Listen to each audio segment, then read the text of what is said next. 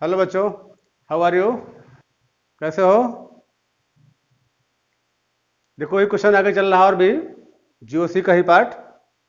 और उसी जीओसी के पार्ट में ही आगे क्वेश्चन हम कार्बोनियम आयन के बाद का जो पार्ट है वो कार्बेन आयन है। उस कार्बेन आयन को लेके चल रहे हैं आगे। और उस कार्बन आयन पर कैसा उसका नेचर है उस पर पूरा क्वेश्चन देखो। Give the structure of most probable intermediate in the given reaction. कह रहा कि बताओ कि एक रिएक्शन ये दिया गया, एक ये दिया है, तो इसका जो प्रोडक्ट बनेगा उस प्रोडक्ट के अंदर उसका इंटरमीडिएट क्या होगा, ये पूछ रहा है। तो इसको जानकारी के लिए सबसे पहले हम इसको जान लें कि रेजोनेंस में कैसा हो सकता है। तो देखो जरा इस पर पहला क्वेश्चन दिया गया है, उसमें ये एक स्पेसीज दे रखा जिनमें नाइट्रोजन पर ये एक बॉन्ड ये है, दूसरा बॉन्ड ये दिया गया है और ये N पर पॉजिटिव चार्ज है, लेकिन यहाँ सोडियम एथॉक्साइड का एक रिएजेंट लगा रखा है, सोडियम एथॉक्साइड का। तो पूछेगा कि यहाँ पर क्या बनेगा, ये पूछेगा और पूछ रहा है। तो देखो ध्यान से कि इसे सबसे पहले रिएजेंट को ब्रेक कर दो। जब ब्रेक कर दोगे तो ये प्लस हो जाएगा और ये आ जाएगा O, और ये देखिए इसे कहते हैं एथॉक्साइड आ गया। एथॉक्साइड एक न्यूक्लियोफाइल हो गया, इस पर ए माइनस इलेक्ट्रॉन है इसके पास। लेकिन ध्यान रखिएगा कि न्यूक्लियोफाइल यहाँ कहाँ पर अटैक करेगा। तो ये रूल है कि जब कभी भी इस प्रकार का रिएजेंट आए तो ग्रुप जो नेगेटिव आई इफेक्ट वाला है उसके एडजेसेंट कार्बन, ये इसका कार्बन अल्फा कार्बन होता है। यानी यहां देख सकते हो कि इस पर एक H है और ये है अल्फा कार्बन का अल्फा H है। अल्फा H पर ये एथॉक्साइड यहाँ अटैक करता है। अटैक करने के बाद ये बॉन्ड यहाँ टूट जाएगा और टूट जाने पर देखोगे तो ये ऐसा स्पेसीज बनाएगा। ये इसका नेचर हो गया, N पर डबल बॉन्ड और O है यहाँ, सॉरी यहाँ पर O माइनस उठा, ये O माइनस है और यहाँ पर हो गया माइनस, ये है पॉजिटिव चार्ज। और जब इसको अलग कर देगा तो यहाँ मिलेगा, ध्यान दीजिए यहाँ से H प्लस आया है तो ये माइनस मिलेगा। यानी ध्यान रखिएगा कि जब बेस कैटलिस्ट होता है, बेस कैटलिस्ट में कार्बन आयन का फॉर्मेशन होता है, क्योंकि बेस कैटलिस्ट में जब कभी भी यूज करोगे तो कंपाउंड के अंदर अगर नेगेटिव आई इफेक्ट वाला होगा तो उसके अल्फा कार्बन पर कार्बन आयन का फॉर्मेशन होता है। तो हम थोड़ा सा भी हम लोग कार्बन आयन क्या है और कैसे बनता है उसे भी पढ़ेंगे। फिलहाल के लिए जो बना है इसे कहते हैं resonance stable, resonance stable carbene ion. ये हो गया कार्बन आयन बन गया। जरा से दूसरा देखिए सेकंड वाला पार्ट, वहां दिया है कि R है, ये C ट्रिपल बॉन्ड C और R है, इस पर इलेक्ट्रॉन को ऐड कर रहा है, इलेक्ट्रॉन यहाँ पे जोड़ रहा है। तो पूछेगा क्या इस पर होगा।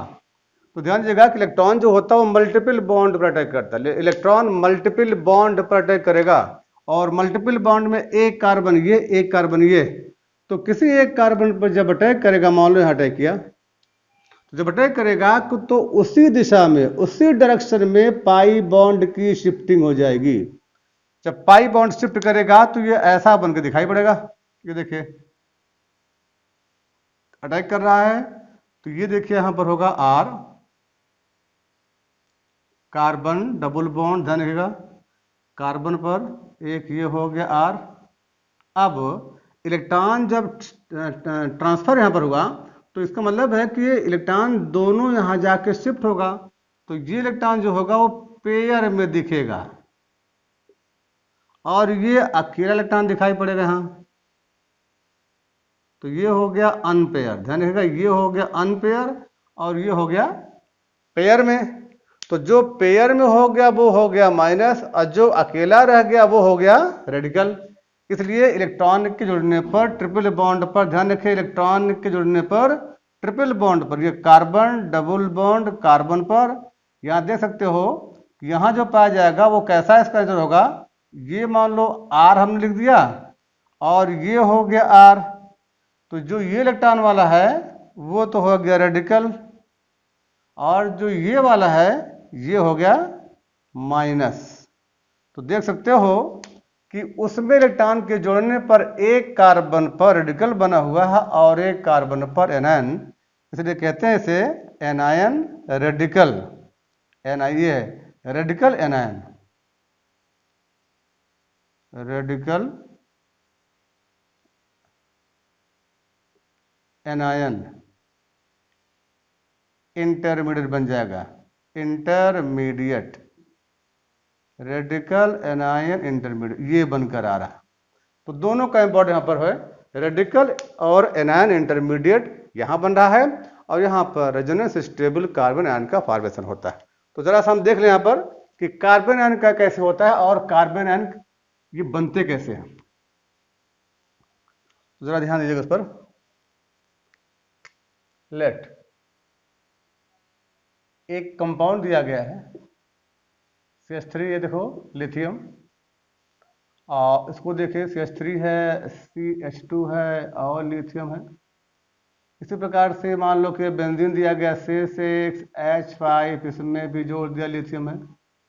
या जरा इसको देखो, ये CH3 है, इसके साथ में मान लो कार्बन दिया है CHO, C double bond O और H है। ऐसे ही देख सकते हो CH3 और N डबल बॉन्ड O और ये कोऑर्डिनेट बॉन्ड ऑक्सीजन। लेकिन यहाँ पर दिया गया है CH3 और C डबल बॉन्ड O और O, ये देखिए CH3 के फॉर्म में है, CH3 C double bond O और ये ग्रुप NH2 है, CH3 C double bond O और OH है। ये देख सकते हो कि यहाँ पर एक ऐसा कार्बन है जिस पर देख सकते हो कि यहाँ पर ये कीटो ग्रुप का एल्डिहाइडिक है, नाइट्रो है, एस्टर है, एमाइड है और एसिड है। ये सभी के सभी नेगेटिव आई इफेक्ट वाले ग्रुप हैं। कौन कौन से हैं ये देखो, ये माइनस आई इफेक्ट है इसका, ये भी माइनस आई है, ये भी माइनस आई इफेक्ट, ये भी माइनस आई इफेक्ट, ये सब के सब देखो तो माइनस आई इफेक्ट हैं। तो जब कभी भी माइनस आई इफेक्ट के अल्फा कार्बन, ये है इसका अल्फा कार्बन पर 3 H हैं, तो 2 बनाकर एक हम यहाँ अलग दिखा सकते हैं। यहाँ पर भी देखो 2 बनाकर एक अलग यहाँ दिखा रहे हैं। ये हो गया 2 अल्फा ए बी है, एक ए बी है, ये देखिए हमने ऐसा लिख दिया, ऐसा दिखा दिया। और देखो इस पर हम एक रिएजेंट जो लगा रहे हैं वो बेस लगा रहे हैं, बेस में यहाँ कोई रखा हुआ है OH माइनस, मान लो ये हो गया है, बेसिक मीडियम में रखा जाएगा, ठीक है, ये बेस हो गया।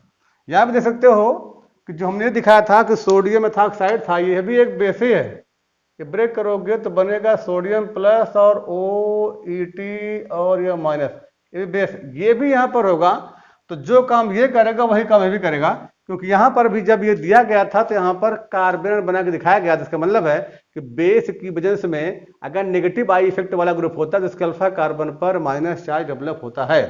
तो यहाँ पर भी देख सकते हो कि जैसे हमने इस एल्डिहाइडिक ग्रुप के पहले कार्बन पर है तो 3 H, पर एक ही को हमने रखा है, तो जब बेस लगाएंगे तो ये H यहाँ से हट जाएगा, ये भी हटेगा यहाँ से, ये भी हट जाएगा, ये भी हट जाएगा, ये हट जाएगा। यानी जब कभी किसी कंपाउंड के नेगेटिव आई इफेक्ट अगर ग्रुप पाया जाता है तो बेस की वजह में अल्फा कार्बन पर कार्बन आयन का फॉर्मेशन होता है। देखो ये हो जाएगा, और C डबल बॉन्ड O और H है, ये आ गया माइनस, यहाँ पर भी हो गया CH2 पर माइनस हो गया, और ये ग्रुप है nitro N double bond O और कोऑर्डिनेट बॉन्ड O, ये देखो एस्टर है, तो यहाँ पर भी ये आ जाएगा माइनस और C डबल बॉन्ड O और ये ग्रुप इसका है CH3। लेट इस पर भी देखो एमाइडिक ग्रुप पर भी इसके अल्फा कार्बन पर आ जाएगा माइनस और ये ग्रुप हो गया NH2। यहाँ देखो एसिड है तो CH2 के अल्फा कार्बन पर जाएगा नेगेटिव, O हो गया और OH हो गया। तो ऐसी कंडीशन में ये बेस के मीडियम में कार्बन आयन का फॉर्मेशन होता है।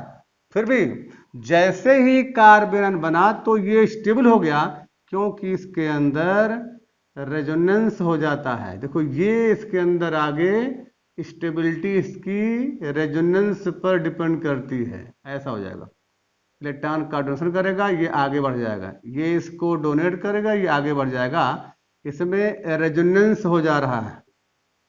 रेजोनेंस तब हो रहा है जब बेस के माध्यम में रखने पर उसके अल्फा कार्बन पर माइनस चार्ज माइनस सब कार्बन हुआ, तो इसे लिखा जा सकता है बेस इन बेस कैटेलाइज्ड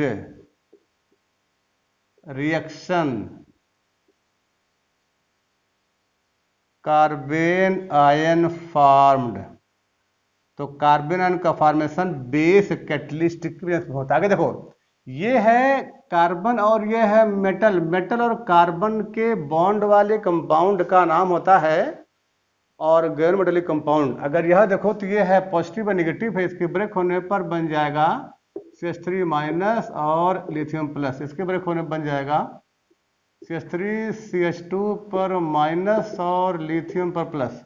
यहाँ बन जाएगा C6H5 पर माइनस प्लस लिथियम पर, ये हो जाएगा प्लस।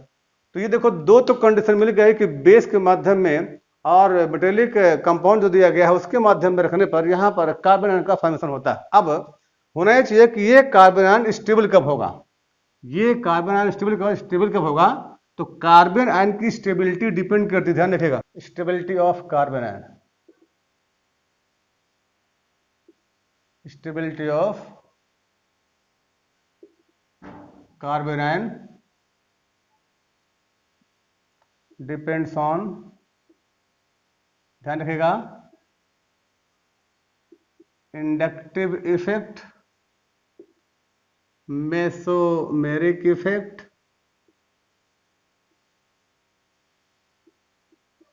एरोमेटिसिटी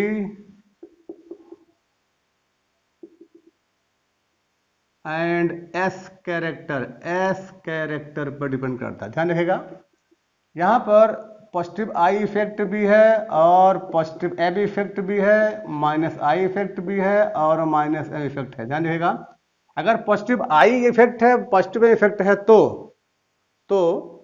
कार्बन आयन की स्टेबिलिटी को ये कम करता है।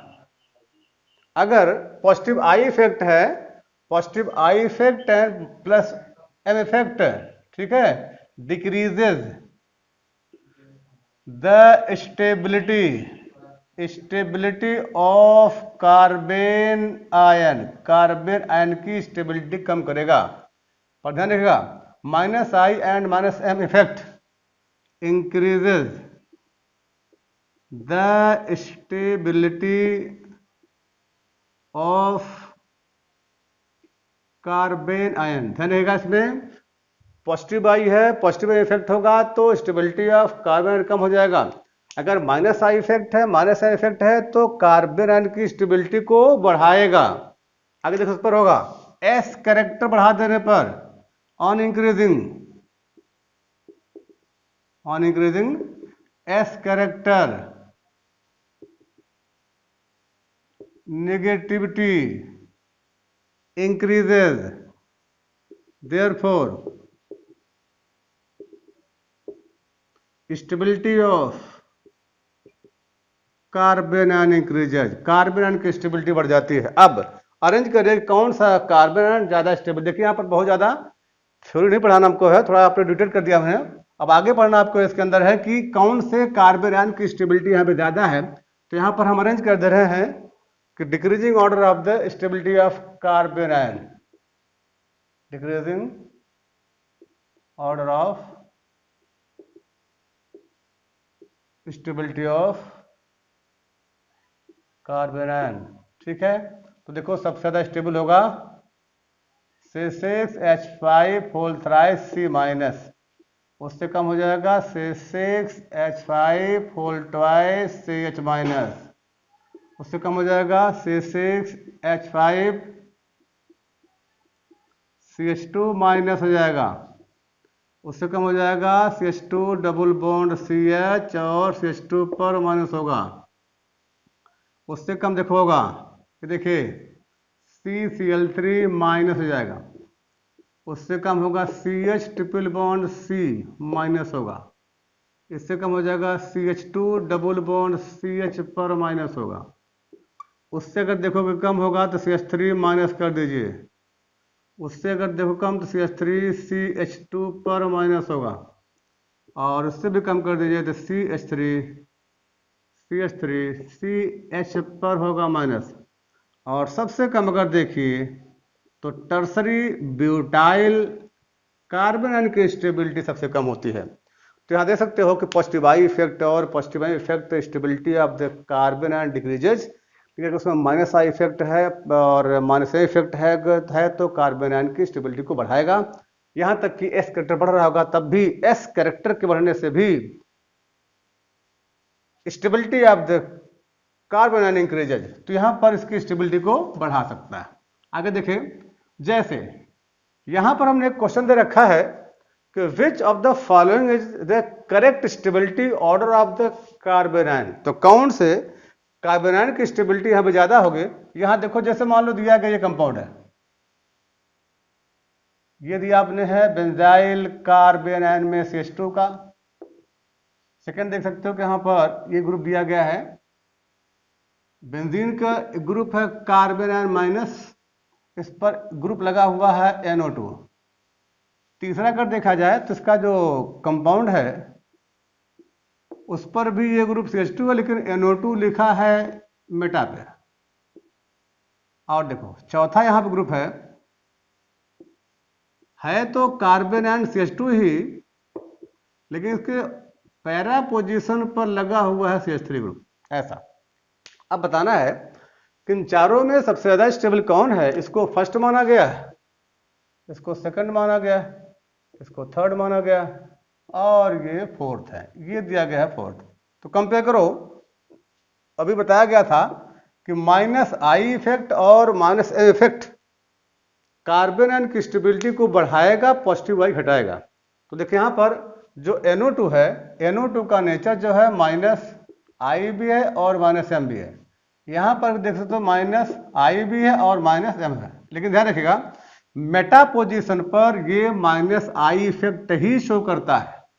यहाँ देखो ये कैसा होगा, तो ये माइनस आई इफेक्ट है लेकिन प्लस एम इफेक्ट है यहाँ पर।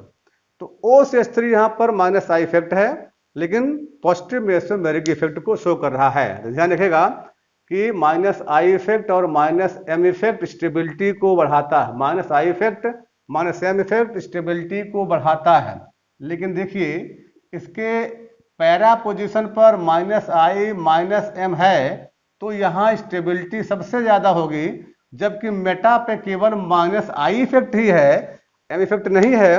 केवल इसकी स्टेबिलिटी को बढ़ाने में माइनस आई इफेक्ट ही है, इसमें माइनस एम इफेक्ट काम नहीं कर रहा, तो सबसे ज्यादा स्टेबिलिटी इसकी हो गई इसकी। अब चूंकि माइनस आई प्रभाव बढ़ा रहा तो इसकी हो गई।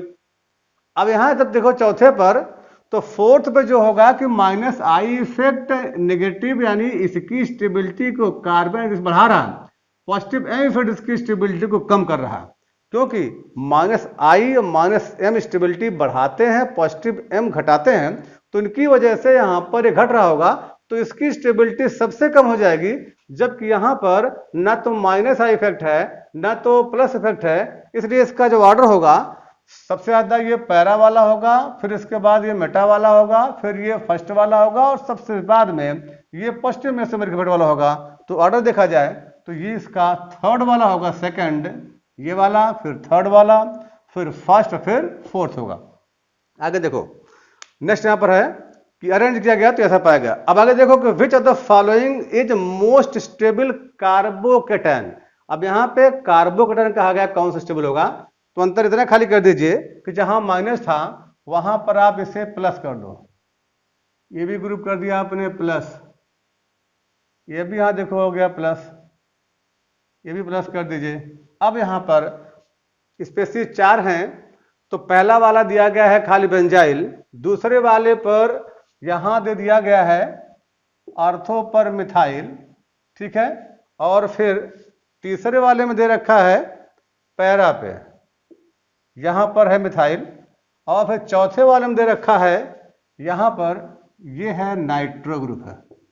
अब इसका उल्टा है, हमने क्या कहा था कि कार्बेन में minus I minus M carbene की स्टेबिलिटी को बढ़ाता है और प्लस आई प्लस एम घटाता है। उसका उल्टा है कि कार्बोनियम आयन में प्लस आई और प्लस एम इसकी स्टेबिलिटी को बढ़ाएगा, लेकिन माइनस आई और माइनस एम इसकी स्टेबिलिटी कम कर देगा। तो देखो यहां पर कंपेयर करिए इस कार्बोनियम आयन पर, यहां पर ये प्लस आई इफेक्ट भी है और प्लस एम इफेक्ट है। यहां देखो ये प्लस आई इफेक्ट है और ये प्लस एम इफेक्ट है, और यहां देखो ये माइनस आई इफेक्ट है और माइनस एम इफेक्ट है।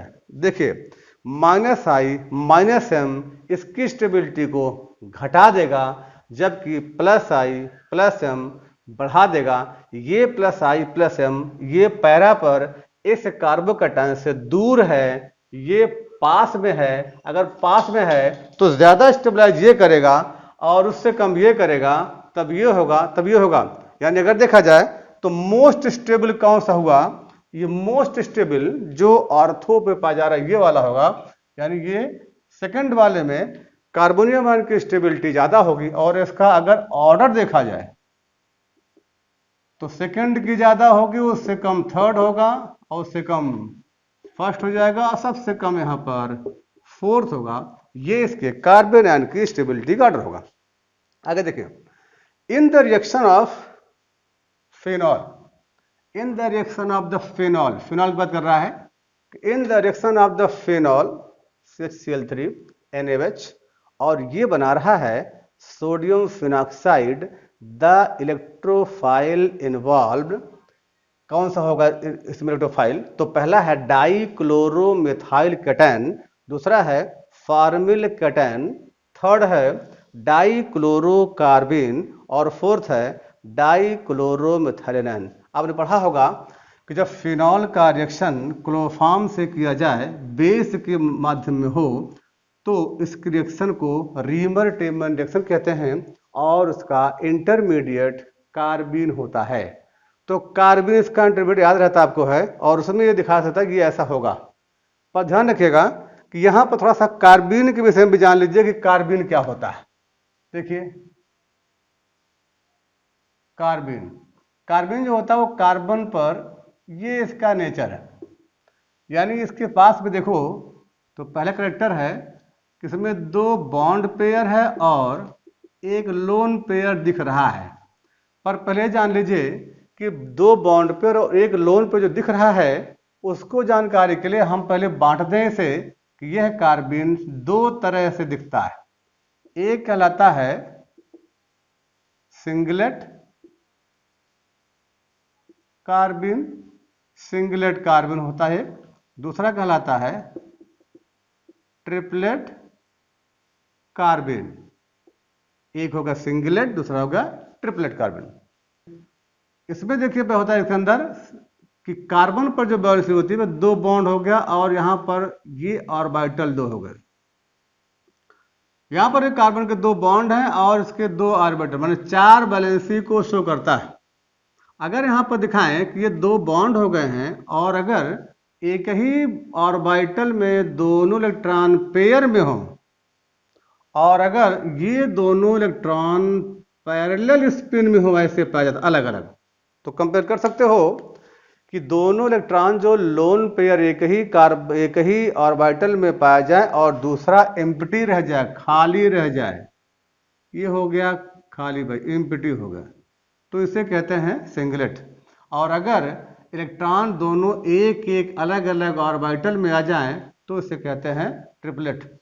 तब तो इस तरह से ट्रिपलेट ये हो गया और ये हो गया सिंगलेट।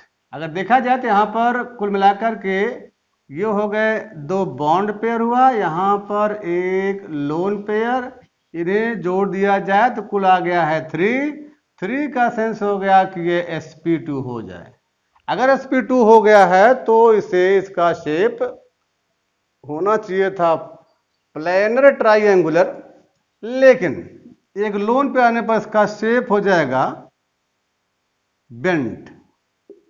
तो ये शेप हो गया है वी शेप इसे कहते हैं, या इसी को बेंट कहा जाता है। एक बात और खास ध्यानिएगा, आपने पढ़ा होगा कि एक लोन पेयर आने पर उसके बॉन्ड एंगल 2 डिग्री कम हो जाता है, 2 डिग्री, पर यहाँ 2 डिग्री नहीं, यहाँ का बॉन्ड एंगल 103 डिग्री है। इनका बॉन्ड एंगल अगर पूछा जाए कभी तो ट्रिपलेट का होता है बॉन्ड एंगल 103 डिग्री का होता है। तो जरा ट्रिपलेट पे देख लीजिए, ट्रिपलेट पे अगर देखोगे तो इसके अंदर क्या है, 2 हैं बॉन्ड पेयर और 2 अनपेयर हैं, 2 बॉन्ड पेयर और 2 अनपेयर हैं, इसलिए इसका हाइब्रिडाइजेशन sp है, और शेप इसका अगर देखा जाए तो लीनियर है। ठीक है, ये शेप इसकी जो बनावट है वो कैसा है, लीनियर है। और लीनियर का जब बॉन्ड एंगल अगर पूछा जाए तो लगता है कि 180 का होगा, लेकिन नहीं, इसका बॉन्ड एंगल 136 डिग्री का होता है। तो हम बना दे रहे हैं, कहने का नाम है लीनियर, लेकिन ये बॉन्ड एंगल होता है 136 और ये बॉन्ड होता है 103 डिग्री का। अब देखो, ये देखिए यहां पर लोन पेयर है तो इसे कहते हैं कि लेस स्टेबल होता है, स्टेबिलिटी कम इसकी है, लेस स्टेबल, और ये वाला जो होता है वो स्टेबल होता है। ठीक है, यहाँ पर 2 अनपेयर हैं तो इसे कहते हैं भाई कि पैरामैग्नेटिक होता है, और ये देखो दोनों पेयर में है तो इसे कहते हैं कि इट इज द डायामैग्नेटिक। ठीक है, तो यही है सिंगलेट और ट्रिपलेट का नेचर। सिंगलेट और ट्रिपलेट जो दिया गया है उनका जो फॉर्मेशन होता है, सिंगलेट ट्रिपलेट का जो फॉर्मेशन होता है वह फोटोलिसिस माध्यम से होता है, और अधिकतर आपको जब मिलेगा तो ऐसे कह सकते हो कार्बेन प्रिपेयर्ड बाय हीटिंग। ठीक है, हीटिंग और पायरोलिसिस और फोटोलिसिस ऑफ, कौन कौन देखो हम लिख रहे हैं यहाँ पर, CH2 डबल बॉन्ड, ये CO है, या N2 है, ये देखो CO मान दिया गया। इससे अगर आपने हीट कर दिया तो ये टूट जाएगा, इस जगह इसके ऊपर कार्बन बन गया और ये हो गया CO। अगर देखिए यहाँ पर है CH2, ये ग्रुप है, यहाँ पर N2, इसे ब्रेक कर देंगे, हीट कर देंगे, तब भी ये बन जाएगा कार्बीन और N2 अलग हो जाएगा। तो यहाँ देखो हो गया है कार्बीन, कार्बीन पर कंपेयर करो तो यहाँ पर जो इलेक्ट्रॉन होगा, ये देखो सिंगलेट में ये 6 इलेक्ट्रॉन पाए जा रहे हैं, इलेक्ट्रॉन डेफिशिएंट है, इलेक्ट्रॉन की कमी है, इलेक्ट्रॉन डेफिशिएंट, ध्यान रखिएगा इलेक्ट्रॉन डेफिशिएंट है। आगे देखो, अभी हमने बताया था कि जो ये कार्बीन आया है उस कार्बीन को कंपेयर करो तो हमने देखा कि एक बॉन्ड ये है, दूसरा बॉन्ड ये है, और इस पर हो गया एक लोन पेयर, और एक ये हो गया है खाली, वैकेंट हो गया। ठीक है ना, तो ये पूछ सकता है जो सिंगलेट कार्बीन है, सिंगलेट कार्बीन बिहेव्स एज, ध्यान रखिएगा both, behaves as both electrophile, ठीक है भाई, इलेक्ट्रोफाइल एंड न्यूक्लियोफाइल रिएजेंट। क्योंकि ये देखो अगर एक लोन पेयर है तो डोनेट भी कर सकता है, ये खाली है तो एक्सेप्ट कर सकता है, तो इलेक्ट्रोफिलिक भी है, न्यूक्लियोफिलिक भी है। या ऐसे भी कह सकते हो ये कार्बोकैटायन जैसा काम करेगा, कार्बोकैटायन एंड कार्बोएनायन। ठीक है, इस तरह का इसका नाम है। कोई पूछ सकता है कि बताओ कौन सा रिजेंट है जो इलेक्ट्रोफिलिक भी है, न्यूक्लियोफिलिक भी है, या कार्बोनियम आयन जैसा काम करता है, या कार्बन आयन जैसा काम करता है, तो कौन है, ये सिंगलेट कार्बन है जिसके अंदर 2 बॉन्ड पेयर है, एक लोन पेयर और एक खाली है। खाली है तो ये बताएगा कि ये इलेक्ट्रोफाइल है, ये यहाँ पर पेयर में है, तो डोनेट कर सकता है। इसलिए न्यूक्लियोफिलिक भी है, इलेक्ट्रोफिलिक भी है, ये दोनों काम कर सकता है। तो कार्बन का इसका नेचर इस तरह से होता है। कार्बन जो होता है वो डबल बॉन्ड पर इंसर्ट हो जाता है, जुड़ जाएगा, रिंग के एक्सपेंशन भी कर लेता है, साथ में OH ग्रुप कहीं पर है तो उसमें जोड़कर अगर अल्कोहल होगा तो ईथर बना देगा, और अगर एसिड होगा तो एस्टर बना देगा। डबल बॉन्ड पर अगर वो ज्वाइंट हो जाएगा तो साइक्लिक कंपाउंड बन जाता है। तो ऐसे तमाम जगह इसका यूज होता है, और जब रिएक्शन आएगा तो वहां पर जोड़कर दिखाया जा सकता है। अब यहाँ देखो, जैसे रीमेट दिया गया था तो इसका इंटरमीडिएट जो होगा यहाँ पर ये होता है डाइक्लोरो कार्बिन, यहाँ पाया जाता है डाइक्लोरो कार्बिन। ठीक है।